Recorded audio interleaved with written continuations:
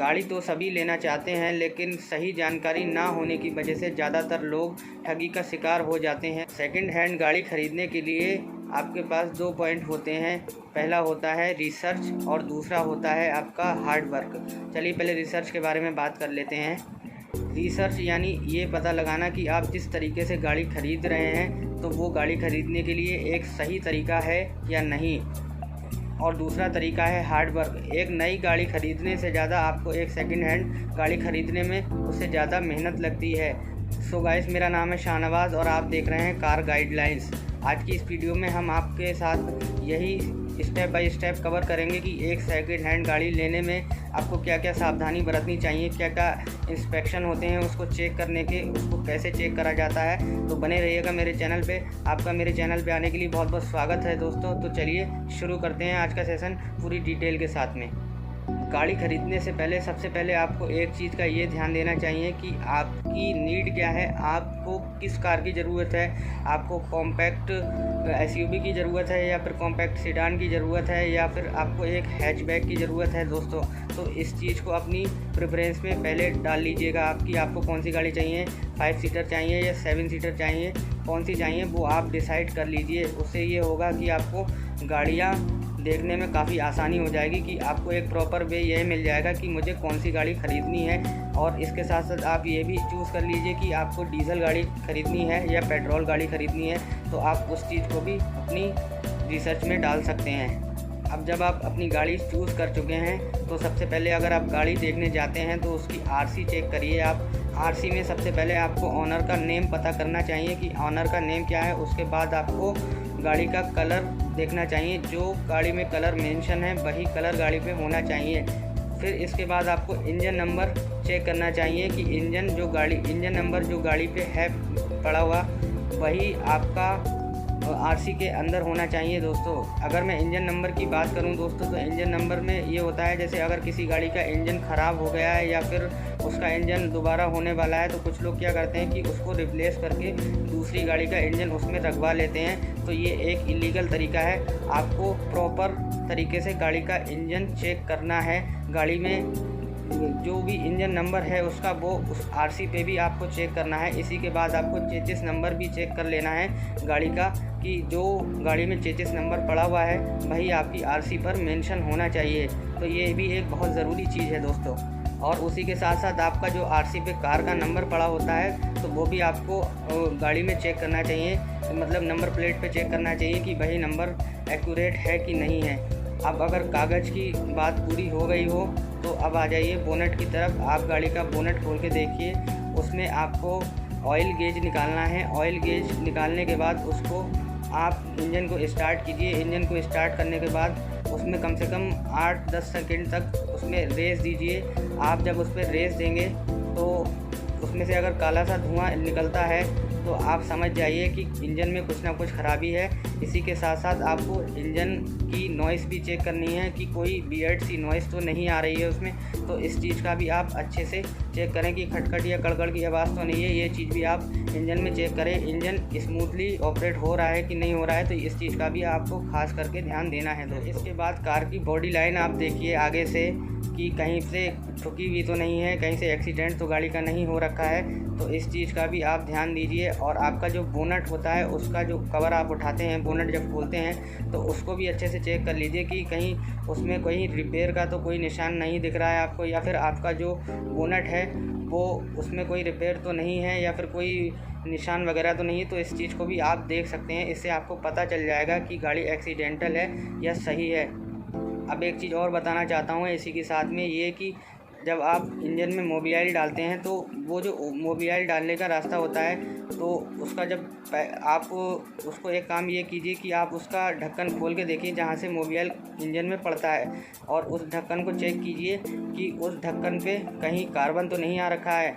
अगर कार्बन हो तो उसमें कुछ ना कुछ दिक्कत हो सकती है। तो इस चीज़ को भी आप अच्छे से एक बार, और आपको कार्बन का पता लगाना है तो फिर आ जाइए एग्जॉस्ट के पास जहाँ पे सिलेंसर, जिसको हम सिलेंसर भी बोलते हैं। तो सिलेंसर में आप उंगली डाल के देखिए कि वहाँ पर कहीं काला काला कहीं रस्ट तो नहीं है या फिर क्या नाम कार्बन तो नहीं आ रखा है वहाँ पर। तो उसको भी एक बार चेक कर लीजिए अपनी उंगली से।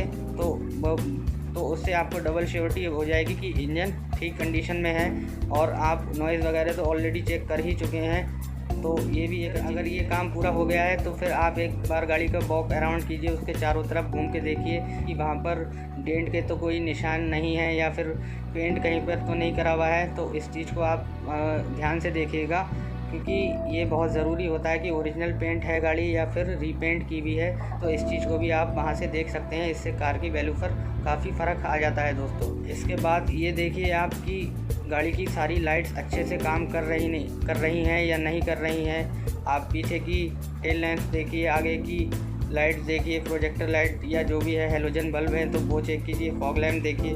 तो यही चीज़ आपको सब देखना है बहुत अच्छी तरीके से। इसके साथ साथ आप ये भी देखिए कि वाइपर अच्छे से काम कर रहा है नहीं कर रहा है, तो ये चीज़ भी आप देखिए। अगर गाड़ी में सेंसर लगा हुआ है तो सेंसर उसका प्रॉपर वर्क कर रहा है नहीं कर रहा है। रिवर्स पार्किंग कैमरा है तो उसको भी आप चेक करिए। अगर इलेक्ट्रॉनिक ORVM है तो उनको भी अच्छे से एक बार चेक कर लीजिए कि ये अच्छे से वर्क कर रहे हैं नहीं कर रहे हैं। ये तो हो गई अब एक्सटीरियर की बात दोस्तों। चलिए और आगे बढ़ते हैं और देखते हैं क्या क्या होता है। अगर ये चीज़ आप चेक कर चुके हैं तो अब आइए गाड़ी के अंदर, आप देखते हैं क्या क्या चीज़ आपको चेक करना है। तो यहाँ पर आप पहले तो म्यूज़िक सिस्टम गाड़ी का चेक करिए कि म्यूज़िक सिस्टम अच्छे से काम कर रहा है नहीं कर रहा है। आप उसका हॉर्न चेक करिए कि अच्छे से बोल रहा है नहीं बोल रहा है या प्रॉपर वर्क कर रहा है नहीं कर रहा है। उसके बाद आप क्लच देखिए जगह के स्मूथ है या नहीं है। गियर शिफ्टिंग देखिए, गियर स्मूथ पड़ रहे हैं नहीं पड़ रहे हैं। इसके बाद में आप प्लास्टिक मटेरियल देखिए, डैशबोर्ड देखिए, उसको अच्छे से देखिए आपकी ये सही ढंग से लगा हुआ है नहीं लगा हुआ है, जैसे लगा होना चाहिए वैसा है नहीं है। अगर वैसा नहीं मिलता है अंदर से इंटीरियर आपका, तो ये आपके लिए क्या घाटे का सौदा हो सकता है और इसी के साथ में गाड़ी की वैल्यू भी काफ़ी कम हो जाती है। तो इस चीज़ का आप ध्यान रखें कि फिट एंड फिनिश और सही होना चाहिए।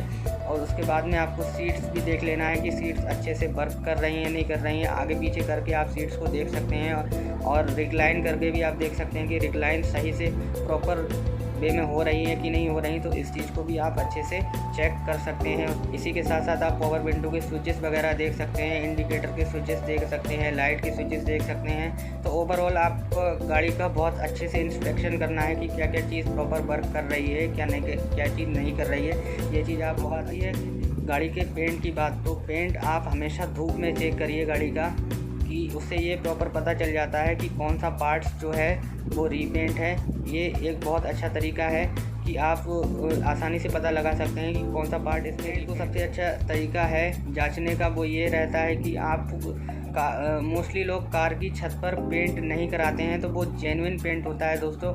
आप कार की छत से, और अगर आपका बोनट पे अगर डाउट लग रहा है या फिर आपको साइड से डाउट लग रहा है, तो कार की छत के पेंट से आप उसको मैच करके देख सकते हैं। तो आपको उसकी आसानी से पकड़ हो जाएगी कि ये जेन्युइन पेंट है या फिर पूरी गाड़ी। आपको गाड़ी के मॉडल का पता लगाना है। हर गाड़ी में 6 ग्लास होते हैं, फ्रंट का, रियर का, और 4 होते हैं विंडो साइड के। तो आप उन पे एक बार चेक कर लीजिए कि उन पे प्रॉपर 2008 मॉडल लिखा हुआ है नहीं लिखा हुआ है। तो ये आपके लिए बहुत अच्छा तरीका हो जाएगा कि आपको एक पक्का प्रूफ मिल जाएगा कि हाँ ये 2008 मॉडल है। और अगर कहीं गाड़ी साइड से लगी है या फिर पीछे से लगी है, उसका शीशा चेंज हो गया है, तो उससे ये भी पता चल जाएगा कि ये इस गाड़ी का शीशा नहीं है, ये चेंज हो रखा है। इसका मतलब ये पीछे या आगे से या साइड से ये कहीं से लगी हुई है। तो आप उससे ज़रूर पूछिएगा ऑनर से कि ये इसका शीशा चेंज है, ये ऐसा क्यों है इसके साथ। तो वो आपको पूरे ढंग से बता पाएंगे कि क्या प्रॉब्लम है क्या नहीं है, और आप आसानी से समझ सकते हैं कि गाड़ी एक्सीडेंटल है या नहीं। और उसी के साथ साथ आपको ये भी पता चल जाएगा कि ये कौन से ईयर का मेक है। तो ये भी आपको अच्छी बात। आप टायर की कंडीशन चेक कीजिए कि टायर की कंडीशन कैसी है। टायर 50% है, 40% है या 20% है, ये आपको टायर रिप्लेस करने पड़ेंगे। तो आप उसको भी अच्छे से चेक कर लीजिए चारों टायर्स को। एक चीज़ मैं वेरिएंट के बारे में आपको बताना चाहता हूँ गाड़ी के। अगर कोई मारुति सुजुकी की गाड़ी है, जैसे हम एग्जांपल में ले लेते हैं कि अगर कोई मारुति सुजुकी की गाड़ी है और वो जो गाड़ी को सेल कर रहा है या जिससे आप गाड़ी ख़रीद रहे हैं वो आपको कहता है ये BXI मॉडल है, और एक्चुअल में होता क्या है कि वो LXI मॉडल होता है। तो आप इस चीज़ का भी अच्छे से पता लगाइए, क्योंकि वो क्या करते हैं जो बैजिंग होती है लगी हुई उसको हटाकर BXI की बैजिंग लगा देते हैं। तो इस चीज़ का आप खास करके ध्यान रखिए कि प्रॉपर बैजिंग वही ओरिजिनल है या लोकल है। और दूसरी चीज़, वेरिएंट को पता करने का सबसे अच्छा तरीका ये है कि गाड़ी में जो फीचर्स होते हैं, अगर BXI वेरिएंट है तो उसके फीचर्स आप गूगल करके देख सकते हैं, उस पर क्या क्या फ़ीचर्स आते हैं। अगर वो फीचर्स उस गाड़ी में नहीं है तो आप उनसे प्रॉपर पता कर सकते हैं कि ये फीचर्स तो है ही नहीं इसमें, आप ऐसे कैसे बोल रहे हो। तो इस चीज़ का भी आप खास करके ध्यान रखें। कई लोगों के साथ ऐसा भी हो चुका है दोस्तों, उनके साथ LXI मॉडल को BXI करके बेच दिया, या फिर और कोई सी कंपनी की गाड़ी है उसका मॉडल ऊंचा मॉडल बताकर बेच देते हैं। तो इस चीज़ का आप खास करके ध्यान रखें। अब बात करते हैं रस्टिंग की। अगर रस्टिंग भी आपको बहुत अच्छे से चेक करना है कि कहीं पे जंग तो नहीं लगी हुई है गाड़ी में आगे पीछे, तो ये चीज़ भी आपको देखना है। आप कार का बोनट उठाइए और चेक करिए अच्छे से कि कहीं पे जंग वगैरह तो नहीं आ रखी है, रस्टिंग तो कहीं पे नहीं है। रस्टिंग का भी आपको बहुत अच्छे से देखना है, वहाँ पर इंस्पेक्शन करना है, खुद बहुत अच्छे से देखना है। और आपको कार के नीचे भी देखना है कि आप झुककर कार के नीचे भी देखिए कि कार में क्या रस्टिंग नीचे से तो नहीं आ रही, कहीं नीचे से गलावट तो नहीं है। तो आप इस चीज़ का भी बहुत अच्छे से ध्यान रखें। चाहे आपके कपड़े गंदे हो जाएं तो भी कोई दिक्कत नहीं है, लेकिन आप इस चीज़ को बहुत अच्छे से देखें, आराम से तसल्ली बख्श तरीके से आप इसको देखें प्रॉपर वे में। और अगर आपको अंदर से पता करना है तो जहाँ पर क्लच और ब्रेक और जहाँ पर थ्रोटल होता है वहाँ की मैट आप उठाइए और वहाँ से आप प्रॉपर पता कर सकते हैं कि यहाँ पर नीचे गलावट तो नहीं है या फिर और कोई दिक्कत तो नहीं है। तो आप वहाँ से भी एक बार चेक करके ज़रूर देखें, तो ये आपको इससे प्रॉपर पता चल जाएगा कि गाड़ी में कितनी रस्टिंग है, कि क्या दिक्कत है। इस चीज़ का भी आप ध्यान रखें बहुत अच्छे से।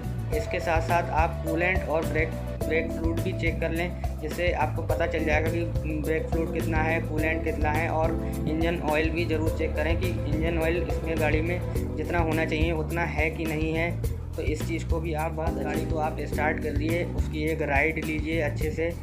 उसमें आपको सस्पेंसन गाड़ी का चेक करना है, और इसके साथ साथ आपको ये भी देखना है कि क्लच प्रॉपर वे में काम कर रहा है नहीं कर रहा है, गियर शिफ्टिंग स्मूथली हो रही है नहीं हो रही है, AC प्रॉपर वर्क कर रहा है नहीं कर रहा है, कैबिन के अंदर कोई वियर्ड सी नॉइज़ तो नहीं आ रही है, इंजन नॉइज़ तो आपको कोई फील नहीं हो रही है। मतलब ये सब चीज़ें देखिए। और डैशबोर्ड में आपको खड़खड़ या कड़कड़ की आवाज़ तो नहीं है। तो ये चीज़ भी आप प्रॉपर वे में चेक करिए बहुत ही सावधानी के साथ और अच्छे से। सस्पेंसन को चेक करने का सबसे अच्छा तरीका ये है, आप कहीं ऊंचे ढाल पे ले जाइए और जो कार के आगे के 2 फ्रंट व्हील होते हैं उनको ऊपर थोड़ा सा चढ़ाई पे चढ़ा के आप स्टीयरिंग लेफ़्ट में फुल और राइट में फुल काट के देखिए। इससे प्रॉपर आपको पता चल जाएगा कि स्टीयरिंग में काम होना है नहीं होना है। क्योंकि अगर आप ऊपर चढ़ाई पे चढ़ा के और उस पर लेफ़्ट या राइट घुमाएंगे तो स्टीयरिंग पे काफ़ी जो सस्पेंसन पे जोर पड़ता है, जिससे उसमें कट की आवाज़ होती है। तो इस चीज़ से भी आपको पता चल जाएगा कि सस्पेंसन में काम है या नहीं है। तो इस चीज़ को भी आप बहुत अच्छे से देख सकते हैं। और सबसे बढ़िया तरीका एक ये भी रहता है कि आप किसी मैकेनिक को साथ में ले जाएँ जो गाड़ी की अच्छी नॉलेज रखता हो, जिसको अच्छे से पता हो, तो वो भी आपको प्रॉपर बता सकता है कि इसमें क्या दिक्कत है क्या दिक्कत नहीं है। तो उसको भी एक बार साथ में ले जाएं। उससे आपका ये होगा कि आप तो खुद इंस्पेक्शन कीजिए ही कीजिए गाड़ी का, और उसको भी करवाइए। जो चीज़ आपको नहीं पता होगी तो वो अच्छे से देख लेगा। फ़िलहाल आप ये सारे जो भी मैं बोल रहा हूँ आपको स्टेप, आप इसको अगर नोट डाउन करके अगर आप कोई गाड़ी चेक करते हैं तो आपसे कोई चीज़ नहीं छूटेगी, इतना मैं भरोसे के साथ कह सकता हूँ। और आप एक सही डील क्रैक कर पाएंगे। अगर आप मिस्त्री को ले जाते हैं तो और अच्छी बात है, इसमें आपका प्रॉपर पता चल जाएगा कि कितना इसमें खर्चा होने वाला है और कितने की आपको ये गाड़ी पड़ रही है, कितने की आपको ऑनर दे रहा है। तो इसमें ये भी आपको बहुत अच्छे से पता चल जाएगा। तो आप इस चीज़ का भी ध्यान रखें। अगर हो सके तो मिस्त्री को भी साथ में लेके जाएं, एक से भले 2 हो जाएंगे तो ज़्यादा बढ़िया रहेगा और अच्छी डील आपको मिल पाएगी। और इसके साथ साथ आप मीटर टेम्परिंग भी चेक करें गाड़ी की, कि मीटर कहीं टेम्पर तो नहीं हो रखा है। होता क्या है, लोग जैसे मान लीजिए 1 लाख किलोमीटर गाड़ी चली हुई है, उसको 40 या 50 हज़ार लोग करवा लेते हैं। तो मीटर टेम्परिंग भी आप एक बार चेक करवा लीजिए। इस वीडियो का मैं एक और सेकंड पार्ट बताऊंगा, जिसमें जो भी फीचर्स रह गए हैं तो उनको भी और मैं कवर करूँगा, और जो चीज़ स्टेप रह गए हैं उनको भी मैं अच्छे से आपके साथ कवर करूँगा, जिससे आप एक सही डिसीजन ले पाएंगे एक कार ख़रीदने का। और इसी के साथ साथ अब लेते हैं दोस्तों अलविदा। आज की वीडियो में इतना ही, मिलेंगे और किसी नेक्स्ट वीडियो में। कैसा लगा आपको ये वीडियो ज़रूर बताइएगा, और लाइक शेयर सब्सक्राइब कमेंट ज़रूर करिए, जिससे मुझे पता चलेगा और मेरा मोटिवेशन बढ़ेगा दोस्तों। तो इस चीज़ का भी ध्यान रखिए। Take care, drive safe.